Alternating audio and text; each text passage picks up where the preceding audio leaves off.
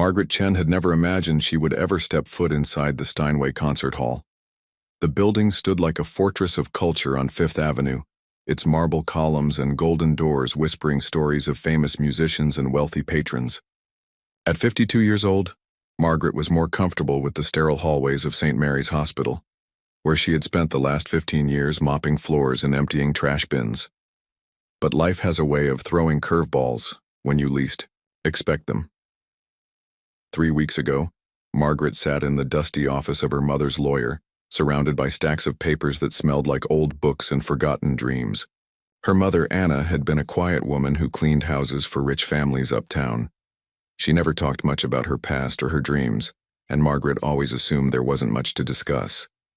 The lawyer, an elderly man with thick glasses, shuffled through the documents with practiced efficiency. Most of it was what Margaret expected: a small savings account, some old furniture, and the tiny apartment they had shared. But then he pulled out an envelope that made him pause. "This is unusual," he said, adjusting his glasses. "Your mother paid for something called the Metropolitan Piano Competition. The entry fee was $1,500, paid in full 2 years ago." Margaret stared at the receipt in disbelief. $1,500 was more money than her mother had ever spent on anything except rent and groceries. It was 3 months of her salary at the hospital. Why would a woman who could barely afford new shoes spend that kind of money on a piano competition? "There's a note here," the lawyer continued. "It says the entry is registered under your name, Margaret Chen. The competition is next month." Margaret's hands trembled as she read her mother's handwriting on a small piece of paper tucked inside the envelope. "For my daughter, who hums while she works and makes beautiful music when she thinks no one is listening. Maybe it's time the world heard what I hear every day." The memory hit her like a wave. Her mother used to catch her humming while doing dishes or quietly playing melodies on the old broken piano in their kitchen. But Margaret never thought anyone was really paying attention. She certainly never thought her mother saw any real talent there. Now, standing outside the concert hall on a crisp October evening, Margaret wondered if she was making a terrible mistake. Her reflection in the glass doors showed a woman in a simple black dress from the discount store, her hair pulled back in a practical bun, her hands rough from years of scrubbing floors and handling cleaning chemicals. Inside, she could see glimpses of another world. Young people in expensive clothes chatted confidently, their voices carrying the easy laughter of those who had never worried about making rent. Parents adjusted their children's formal wear and whispered encouraging words about scholarships to prestigious music schools. Margaret almost turned around 3 times before finally pushing through those golden doors. The lobby was even more intimidating than she had imagined. Crystal chandeliers cast warm light over marble floors so shiny she could see her reflection. The walls were covered with portraits of famous musicians, their eyes seeming to judge her from their gilded frames. The sound of piano music drifted from practice rooms, each note played with precision that made her own abilities seem laughable. At the registration table, 2 women in pearls and perfect makeup chatted about their children's musical achievements. One spoke about her daughter's performance at Carnegie Hall. The other mentioned her son's acceptance to Juilliard. They barely glanced up when Margaret approached. "Excuse me," Margaret said softly. "I'm here to register for the competition." One of the women looked up with a polite but confused smile. "Oh, are you here to help with setup? The cleaning crew entrance is around back." Margaret felt her cheeks burn. "No, I'm here to compete. My name is Margaret Chen." The woman's smile faltered as she scanned the registration list. "Oh," she said, her voice carrying surprise and something that might have been embarrassment. "Of course, here you are. That's lovely." Margaret signed her name with shaking hands and accepted her participant number. Around her, conversations continued about private lessons and summer programs at European conservatories. She caught fragments of discussions about pieces by composers whose names she could barely pronounce. She found a quiet corner near the practice rooms and sat on a velvet bench that probably cost more than her monthly salary. Through the glass doors, she watched other contestants warm up. Their fingers moved across the keys with the confidence of years of expensive training. Some were young, maybe 16 or 17, already playing with the skill of seasoned professionals. Others were older, but their clothes and bearing spoke of comfortable lives and unlimited access to the best musical education money could buy. Margaret closed her eyes and tried to remember why she was here. In her small kitchen back home, she had an old upright piano that hadn't been tuned in decades. Half the keys stuck and several were completely silent, but late at night, after her shifts at the hospital, she would sit on a wobbly stool and play the only piece she knew by heart. She had written it herself, though she wasn't sure if you could call it writing music when you couldn't read a single note. It was just a melody that had lived in her head for years, born from her mother's gentle humming and shaped by the quiet sadness and unexpected joy of her everyday life. The piece told the story of empty hospital corridors at 3 in the morning, when the fluorescent lights hummed their own tune and her footsteps echoed like a lonely heartbeat. It spoke of patients who smiled gratefully when she brought them fresh water or helped them reach something they had dropped. It carried the weight of double shifts and sore feet, but also the satisfaction of work well done and the dignity of honest labor. Margaret had learned to play by watching YouTube videos on her phone and checking out beginner piano books from the library. Her technique was probably all wrong and she had no idea about proper fingering or posture. But somehow, when she played her melody in the quiet of her kitchen, it sounded like truth. A young man in an expensive suit walked past her bench, warming up with scales that sounded like liquid gold. He glanced at her with curious eyes, probably wondering what someone like her was doing in a place like this. Margaret looked down at her hands, seeing the calluses and small scars that told the story of her working life. For a moment, doubt crashed over her like a cold wave. What was she thinking? These people had trained their entire lives for this moment. They had studied with masters, performed in recitals since childhood, and breathed music the way other people breathed air. She was just a cleaning lady who had taught herself to play one song on a broken piano. But then she remembered her mother's note, written in the careful handwriting of a woman who had spent her life making other people's homes beautiful, while her own dreams stayed locked away.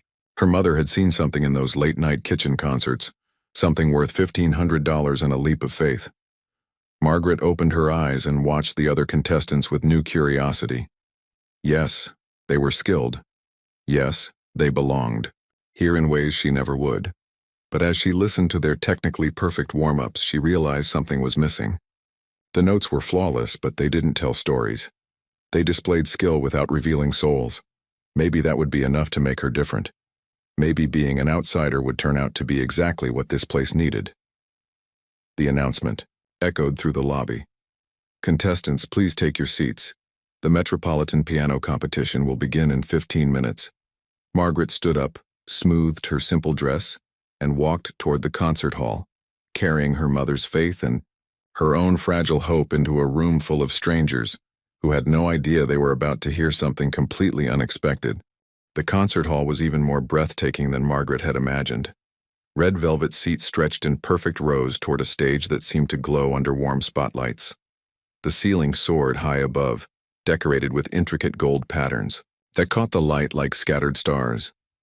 In the center of the stage sat a magnificent black grand piano, its polished surface reflecting the lights like a mirror. Margaret found her assigned seat in the middle section, surrounded by families who clearly belonged in this world. To her left sat an elderly couple, the woman wearing pearls that probably cost more than Margaret's yearly salary. The man adjusted his silk tie and whispered something about hoping their granddaughter would remember to keep her wrists straight during the difficult passages. To her right, a nervous mother clutched a program while her teenage daughter practiced, fingering exercises on her lap.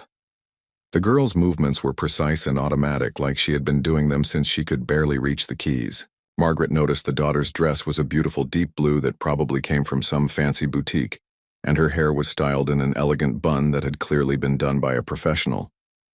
As Margaret settled into her seat, she couldn't help but overhear the conversations around her. Behind her, two men discussed their children's private instructors. One mentioned flying his son to New York every month for lessons with a former concert pianist. The other talked about the summer his daughter spent studying in Vienna, living with a host family and practicing 8 hours a day. Margaret felt smaller with each conversation. Her own musical education had consisted of library books with torn pages and free YouTube videos watched on her cracked phone screen. While these children had been attending master classes and youth orchestras, she had been learning to clean hospital rooms and navigate the complex world of industrial cleaning. Supplies. The first contestant was announced, David Kim, age 17, from the Manhattan Preparatory Academy.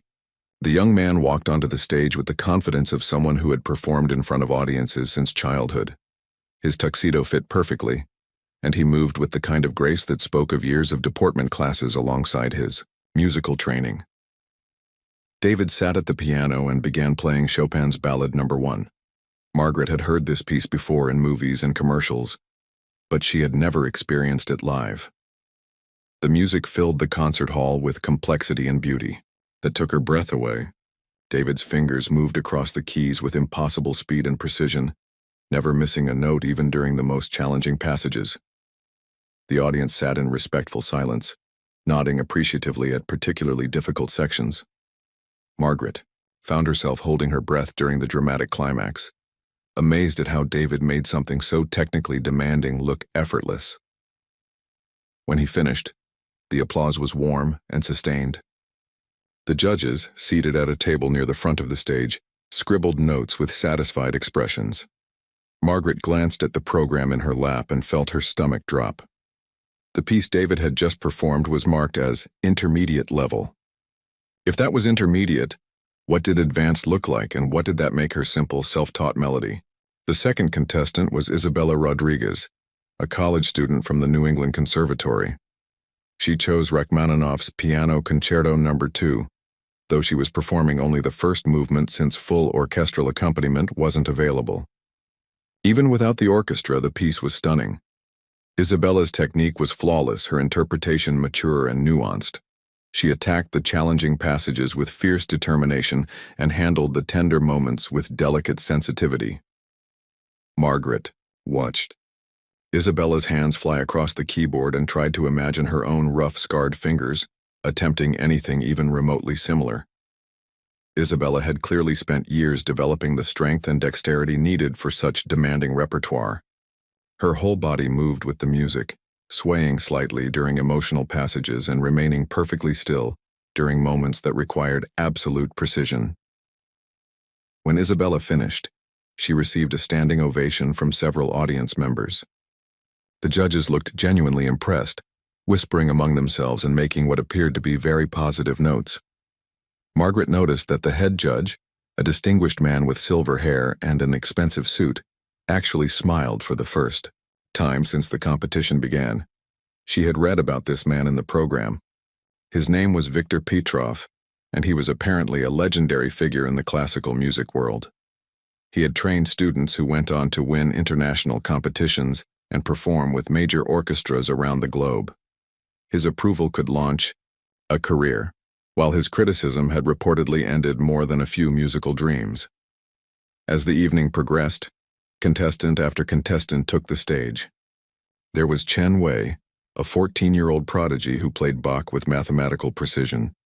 Robert Thompson, a retired businessman who had returned to music in his 60s, performed a Beethoven sonata with surprising emotional depth. Alexandra Volkov, whose parents had immigrated from Russia specifically to give her better musical opportunities, brought the audience to tears with her interpretation of a Chopin nocturne. Each performance was better than the last. Margaret began to understand the different levels of skill and training represented in the room. Some contestants were clearly professional-level musicians who could have careers performing with major orchestras. Others were serious amateurs who had studied for decades and could hold their own in any musical conversation. Even the youngest performers demonstrated years of dedicated practice and expensive instruction. Margaret looked down at her hands again, resting in her lap like foreign objects that didn't belong to her. These hands that scrubbed floors and emptied trash cans, that ached after long shifts and bore the permanent stains of industrial cleaning chemicals. How could she possibly think they belonged on the same stage where such musical magic was happening? The doubt that had been growing all evening suddenly felt overwhelming. What had her mother been thinking? What had Margaret herself been thinking when she decided to go through with this? She was about to embarrass herself in front of hundreds of people, including judges who could spot amateur playing from a mile away. She considered leaving. It would be easy to slip out during the intermission and pretend this whole evening had never happened. She could go home to her small apartment, sit at her broken piano, and play her simple melody in the privacy of her kitchen, where no one could judge her or compare her to these incredible musicians. But as she was gathering the courage to stand up and leave, something unexpected happened. The current contestant, a young woman about Margaret's own age, made a mistake. It was subtle, just a wrong note in a particularly challenging passage. But Margaret caught it. More importantly, she saw how the woman handled it. Instead of falling apart or stopping to start over, she incorporated the mistake into the music somehow, making it sound almost intentional before finding her way back to the correct melody. The audience didn't seem to notice, and the judges made no visible reaction. But Margaret realized something important. Even these skilled musicians were human. They made mistakes, felt nervous, and struggled with self-doubt just like everyone else. The difference wasn't that they were perfect. It was that they had learned to keep going despite their imperfections. As the intermission was announced and people began filing out of their seats to stretch their legs and get refreshments, Margaret remained seated. She closed her eyes and tried to remember why she was really here. It wasn't to compete with these talented musicians or to prove she belonged in their world. It was to honor her mother's faith in her, to give voice to the music that had sustained her through years of quiet struggle, and to see if her simple truth could find a place among all this polished perfection. When she opened her eyes, she noticed that Maestro Petrov was still at the judges' table, reviewing his notes. For just a moment, their eyes met across the concert hall. His expression was unreadable, but something in his gaze suggested he was curious about the remaining contestants. Margaret wondered if he had any idea that a hospital custodian would soon be sitting at his precious piano, playing a melody born in a kitchen and shaped by the rhythm of night shifts. The thought should have terrified her, but instead, it filled her with a strange sense of calm. She might not belong in this world of technical mastery and expensive training, but she had something none of these other contestants possessed. A story that had never been told on a stage like this.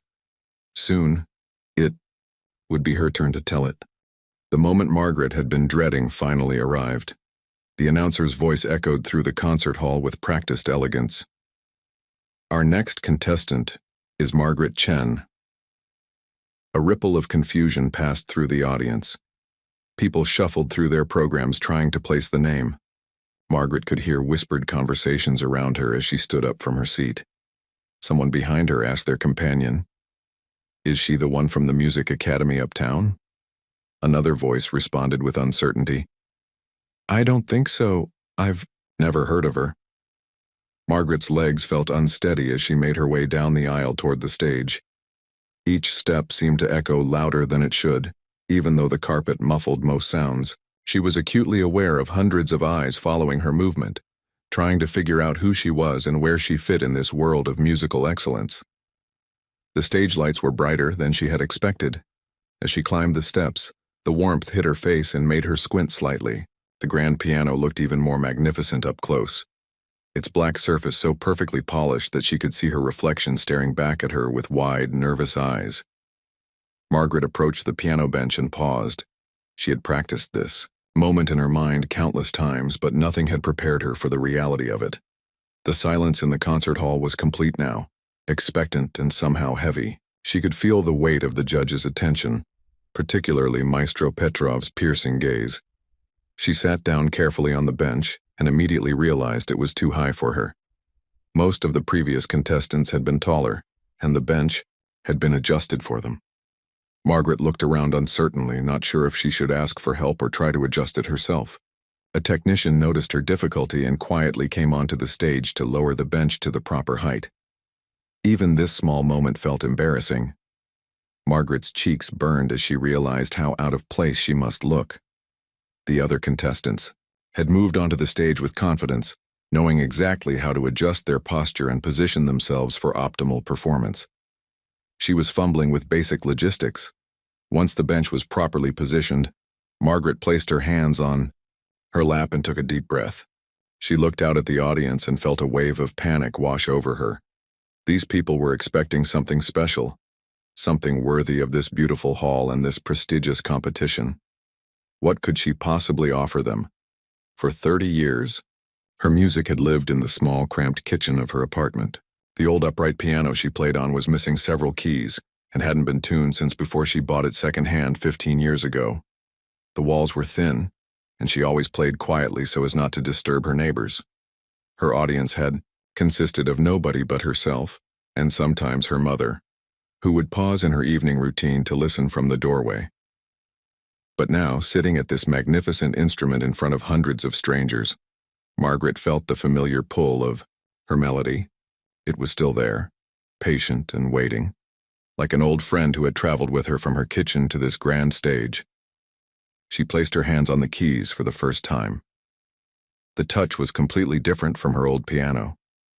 These keys responded to the slightest pressure, and the sound that emerged was pure and clear in a way she had never experienced. It was like the difference between looking through a dirty window and stepping outside into clear air. Margaret began to play, and immediately she knew something was different. The first notes of her melody, which had always sounded tentative and rough on her old piano, now bloomed with surprising richness. The grand piano seemed to understand what she was trying to say and helped her say it better than she ever could have imagined. The melody she had composed told the story of her life, though she had never thought of it in those terms. It began, quietly, like the sound of her footsteps in empty hospital corridors at 3 a.m. The notes were simple and repetitive like the rhythm of her daily routine, but there was something deeply peaceful about their consistency. As she played, Margaret forgot about the audience, forgot about the judges, forgot about her fear and embarrassment. She was back in her kitchen playing for her mother, letting the music carry all the things she had never known how to say with words.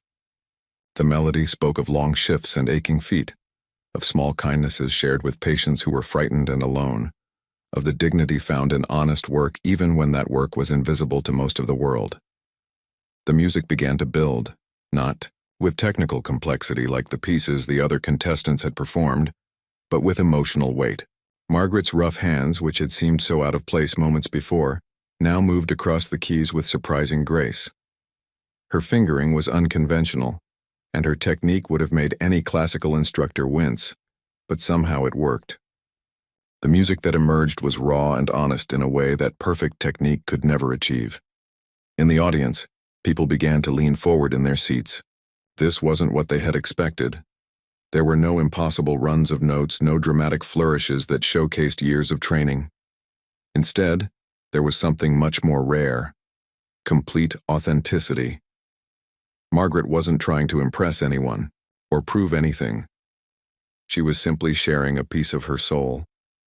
The melody moved into a section that Margaret thought of as her patient song, the part of her composition that captured the quiet moments she shared with people who were suffering.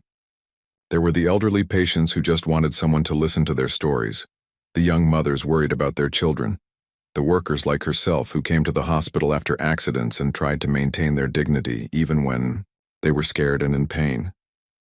Margaret's playing grew more confident as she lost herself in these memories. Her mother had been right. This music did deserve to be heard. Not because it was technically perfect, but because it was true. Every note carried the weight of real experience, real emotion, real life, lived without pretense or privilege.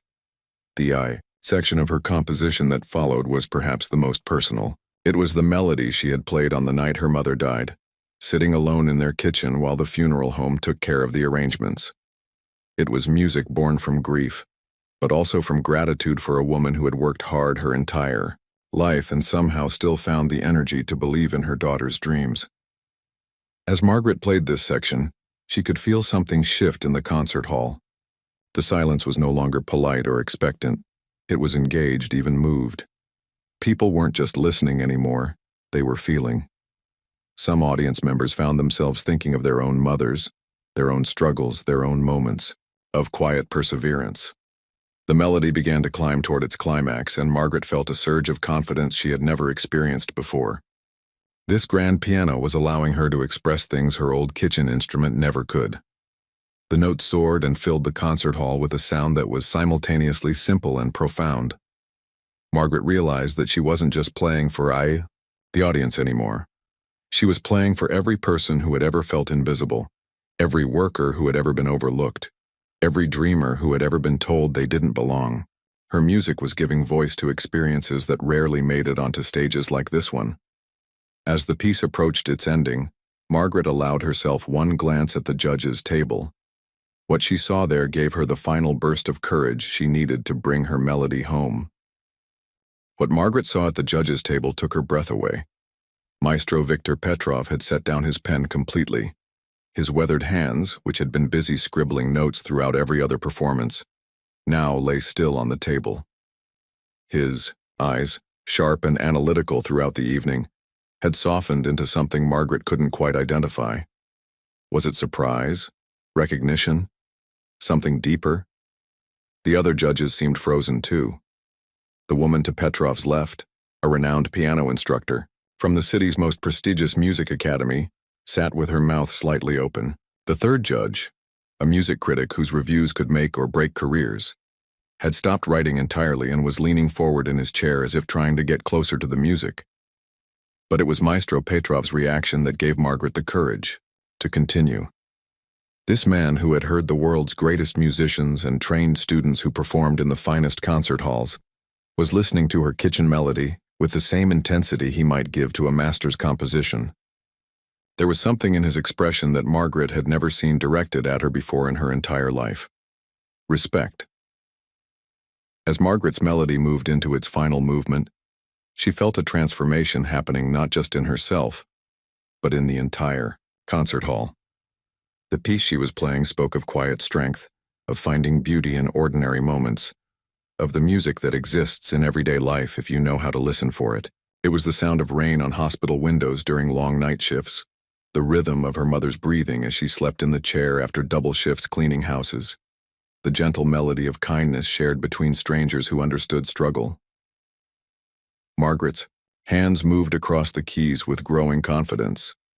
Her technique might not have been perfect by conservatory standards, but it was perfect for this moment, for this music, for this truth she was sharing. The grand piano seemed to understand what she needed, responding to her touch with a warmth and richness that made her simple melody sound like something precious. In the audience, something extraordinary was happening. The polite, reserved atmosphere that had characterized the evening was melting away. People weren't just listening anymore, they were feeling. Margaret could see it in their faces, in the way they sat, in the quality of their attention.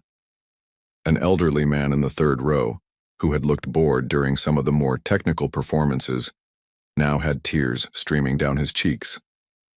Margaret's music had apparently reminded him of something important, something he had perhaps forgotten in the world of formal concerts and proper procedures.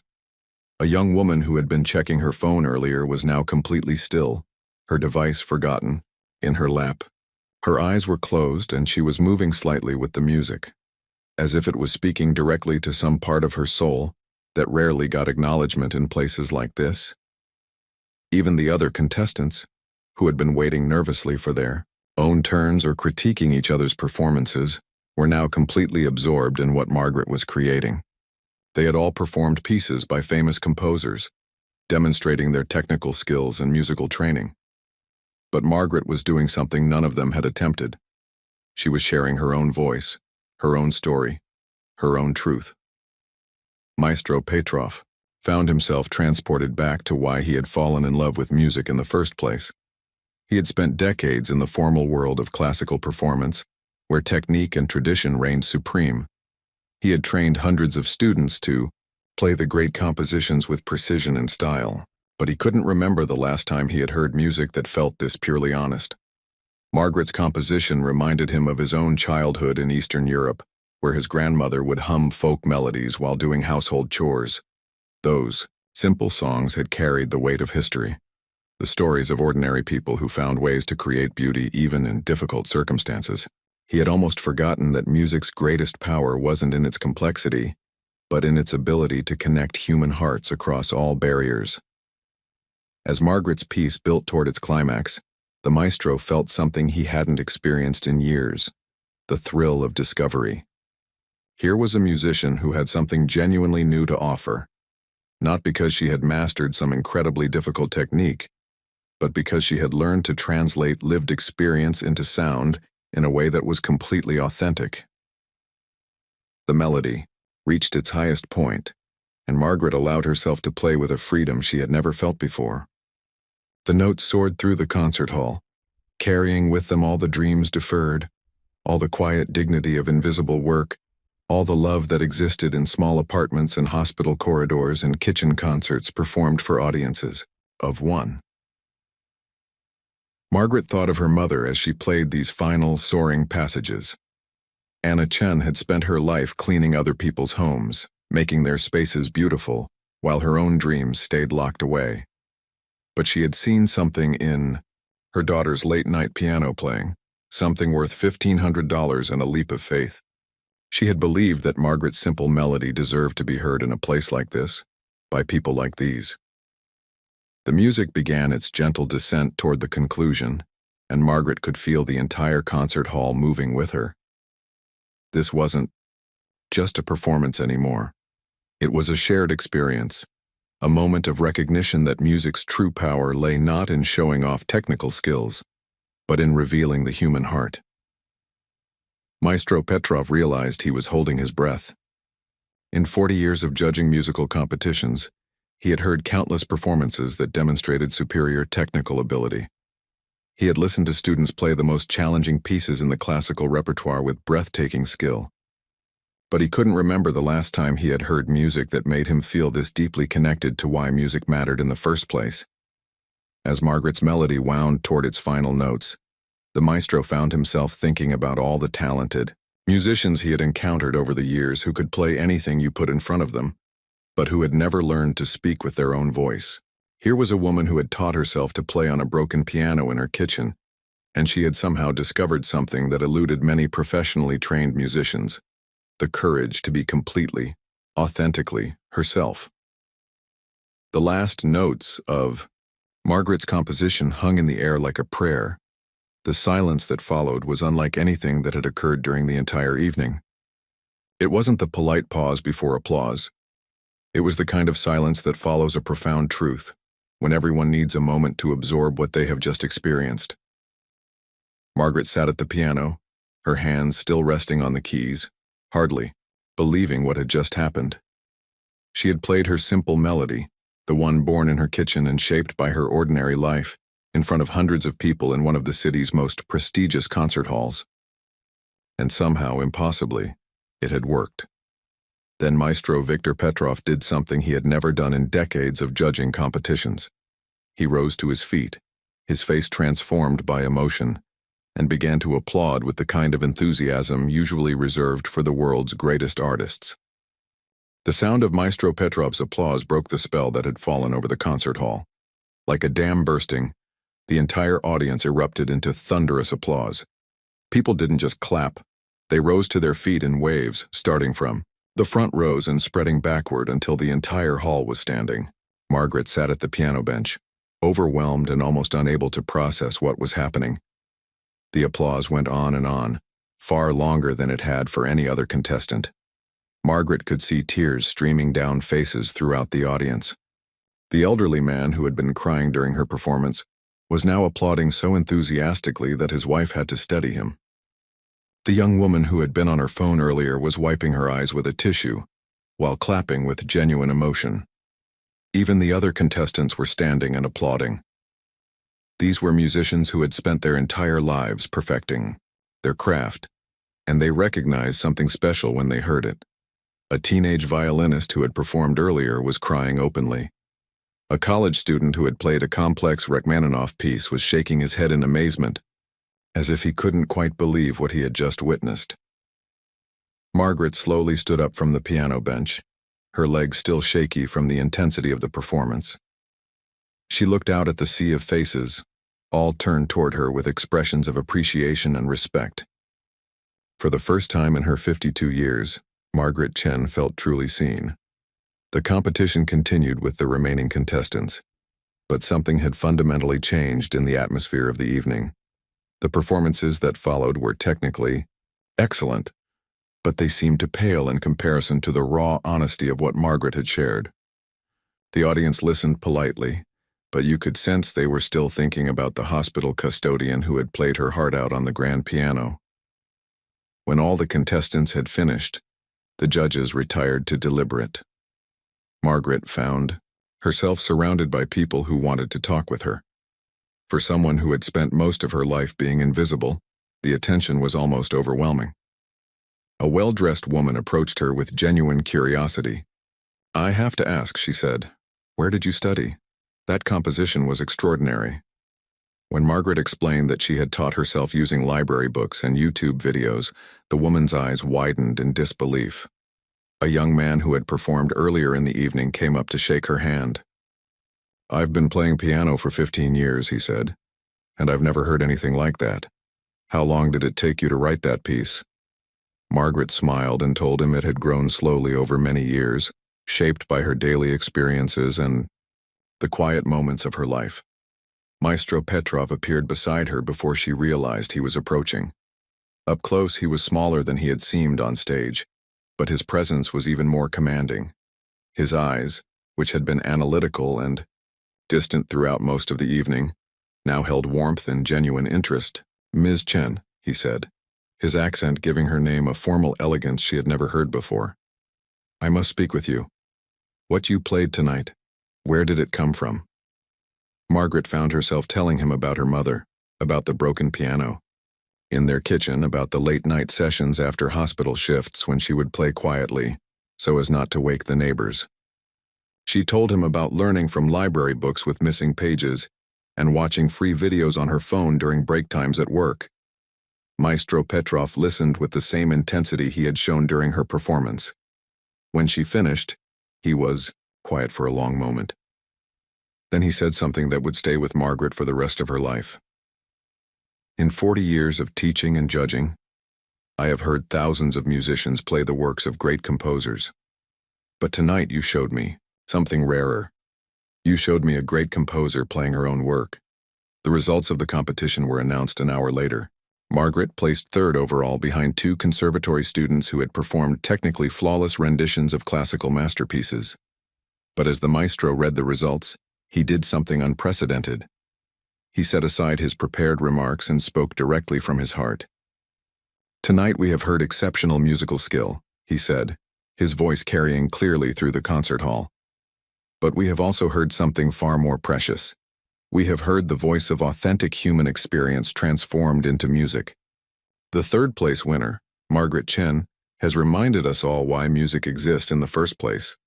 Not to show off technical ability, but to connect human hearts and share the truth of our lives. The applause that followed was even more enthusiastic than what Margaret had received after her performance. But for Margaret, the real victory wasn't in the placing or the recognition. It was in the moment she realized that her mother had been right all along. Her simple melody, born in a cramped kitchen and shaped by an ordinary life, did deserve to be heard. After the ceremony, Maestro Petrov made her an offer that would have seemed impossible just hours earlier. He invited her to study with him, offering a full scholarship to his private conservatory. He spoke of publishing her composition, of connecting her with other musicians who could help her develop her unique voice, of opportunities she had never dared to imagine. But Margaret surprised him with her response. She thanked him graciously, but she didn't want to leave her life behind to become a full-time musician. Her work at the hospital mattered to her. The patients who smiled when she brought them fresh water, the fellow workers who appreciated her quiet kindness, the night shifts that had given birth to her music in the first place. These were not obstacles to overcome, but the very source of her artistic voice. Instead, she asked if she could study part-time, learning to read music properly and developing her technique while continuing her work. Maestro Petrov, who had never encountered a student who wanted to stay connected to the ordinary world rather than escape from it, found himself agreeing to an arrangement he had never made before. 6 months later, Margaret was living a life that felt like a beautiful dream. She still worked her shifts at St. Mary's Hospital, but now she also taught evening piano classes for working adults at the community center. Her students were people like herself, janitors and waitresses, security guards and home health aides, people who had always loved music but never thought it was for them. Her composition, which she had titled Night Shift Lullaby, was published by a small but respected music publisher. It began appearing on recital programs, played by musicians who understood that sometimes the most profound music comes from the most ordinary experiences. Margaret kept her old broken piano in the kitchen, but now it sat beside a small upright that Maestro Petrov had helped her find.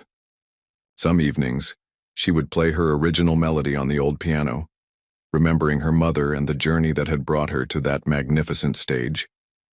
Other evenings, she would work on new compositions inspired by the stories her students shared, the lives of people who found ways to create beauty even in the midst of struggle. The real victory, Margaret realized, wasn't in being recognized by the musical establishment. It was in discovering that her voice mattered, that her story was worth telling, and that music had the power to build bridges between all kinds of people. She had learned that you don't have to choose between your authentic self and your dreams. Sometimes your authentic self is exactly what your dreams have been waiting for.